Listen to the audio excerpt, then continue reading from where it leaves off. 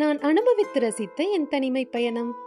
பக்கத்து சீட்டில் தாயின் மடியில் அமர்ந்து கொண்டு என்னோடு உரையாடிய 2 வயது மழலை. பக்குவமாக ஃப்ரீ ஹெல்த் டிப்ஸ் கொடுத்த பாட்டி.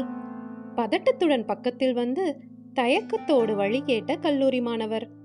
வாடிக்கையாளர்களை கவர அவரவர் மொழியில் பேசி ஜூஸ் குடிக்க அழைத்த கடை முதலாளியின் விசுவாசமான தொழிலாளி. டிஸ்க் டிஸ்லோகேட் ஆகாத மாதிரி பஸ் ஓட்டுங்க என்று சொல்ல தோன்றிய பேருந்து ஓட்டுநர். எல்லாம் மேல இருக்கிறவன் பாத்துக்குவான் என்று பார்வையிலே பதிலளித்த நடத்துனர். டிராபிக் ஆனா என்ன ஆகலன்னா எனக்கு என்ன, எங்களுக்கு இன்ஸ்டாகிராம் இருக்கு என்று ஸ்கிரீன் ஸ்க்ரால் செய்து கொண்டிருந்த இளம் பெண்கள். எவ்வளவு நேரமா பாக்குறேன், பாக்குறாளான் பாரு என்று ஏக்கமாக சைட்டடித்துக் கொண்டிருந்த வாலிபன்.